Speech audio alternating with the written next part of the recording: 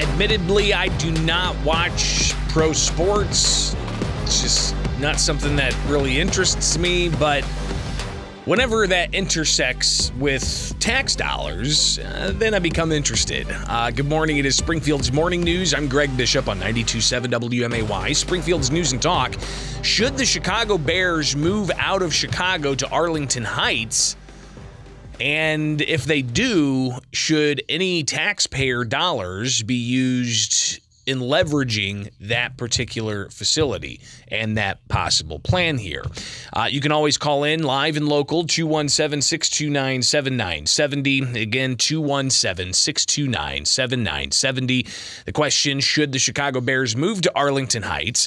And then subsequently, should any tax dollars be used in the project? So the Chicago Bears yesterday, they actually released a letter, a public letter regarding Arlington Park. And I'll just read it to you. In September 2021, the Chicago Bears signed an agreement for the purchase of acquiring 326 acres of property in Arlington Heights to secure the potential of beginning a new and exciting chapter there. We remain under contract to purchase the property, but there are conditions that must be met in order for the position to close. If we do close on the property, it does not guarantee we'll develop it. While under contract with the seller of Arlington Park, we will not be discussing or exploring any other alternative stadium sites or opportunities, including renovations of Soldier Field. So that really right there sends a message to Chicago that the announcements Lori Lightfoot made not too long ago of trying to redevelop Soldier Field and the parking situation and so on, not necessarily something that the Chicago Bears are looking at as an option. So they continue. Much remains to be decided, but any decision will be made in the best interest of the Bears' long-term future, our fans, and the Chicagoland community. If, and again, it's italicized, if the team does proceed with the purchase of Arlington Park property, and if, again, italicized, the Bears organization then chooses to proceed with the development of the property, the project will be one of the largest development projects in Illinois state history. We envision a multi-purpose entertainment district anchored by a new best-in-class enclosed stadium, providing Chicagoland with a new home worthy of hosting global events such as the Super Bowl, college football playoffs, and Final Four. Make no mistake that it's much more than a stadium project. Any development of Arlington Park will propose to include a multi-purpose entertainment, commercial, retail, and housing district that'll provide considerable economic benefits to Cook County, the surrounding region, and the state of Illinois. So you've got this idea out there that they're floating to have a domed stadium worthy of a Super Bowl, and moving forward with multi-use complex of sorts that's going to bring entertainment and shopping and so on. They continue to talk in this open letter, the Chicago Bears do.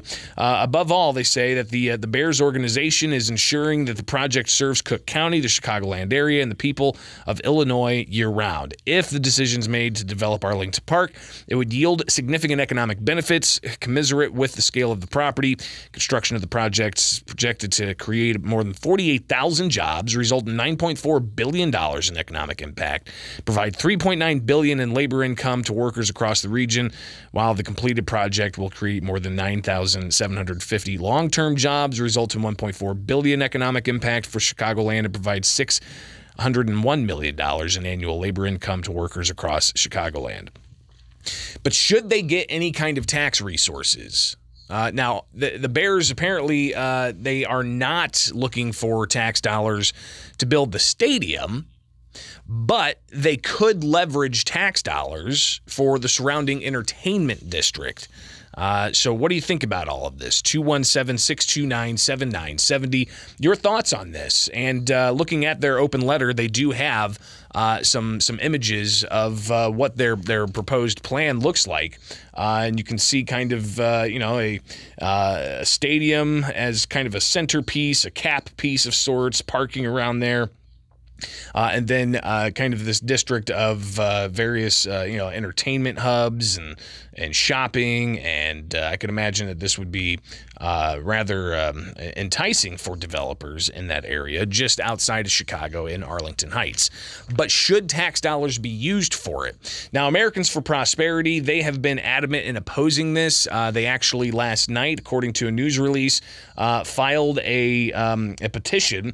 They say that submitting petitions exceeding 1% of registered voters in Arlington Heights, the village board will be required to consider the vote on the anti-corporate welfare ordinance at the next village board meeting Monday, September 19th. If passed by the village board, the anti-corporate welfare ordinance would block stadium subsidies from the Chicago Bears, ban corporate welfare incentives, and ensure all businesses in Arlington Heights are treated equally before the law. So interesting to see that. And several weeks ago, Brian Costin, he's with Americans for Prosperity, he said that a recent poll indicated that people aren't really on board with more tax dollars for the Arlington Bears. Heights are excited and very supportive of the Chicago Bears coming to Arlington Heights, but not if it comes at the expense of the taxpayers. And Costin also said that 68% of residents disapprove of using taxpayer dollars in Arlington Heights, while 22% supported the idea. Costin says that those who are against the idea were opposing to giving handouts to billionaire NFL companies. They don't like corporate welfare. They think that everyone should play by the same rules and no one should get special benefits that might cost other taxpayers money. So we'll be, of course, following this. They have a public meeting that the Bears are holding to delve more into this, and I believe that's going to be sometime tomorrow. So likely this will be an issue going forward, and whether or not tax dollars are going to be used for that, that's something else entirely that has yet to really be unpacked, and how much is going to have to be utilized if they are indeed going to hinge their efforts here of getting into Arlington Heights with a promise of leveraging tax dollars, not for the stadium, but for the complex, for the entertainment portion of the complex. So yeah, your tax dollars and pro sports intersecting. That's whenever, at least when I talk about the Bears, that comes up. It is Springfield's morning news, and just down the road in Decatur, I believe that's where the Bears had their start, if I'm not mistaken. But pretty cool to see. They haven't been in Chicago all the time. They've bounced around from place to place, but yeah, it's worthy of keeping first and foremost in front of your attention. Good morning. You're on WMAY. Your thoughts on tax dollars for the Bears? You would have been. All right. You can always chime in, or you can email bishoponair@gmail.com, or follow me on Twitter, Facebook, Instagram, YouTube. Just search out Bishop on Air. All right, let's get to a call. Good morning. You're on WMAY. Good morning. This reminds me of the Prairie Capital Convention Center in Springfield, which I am happy that we have, but it was voted down 3 different times by the public, and yet they still built it.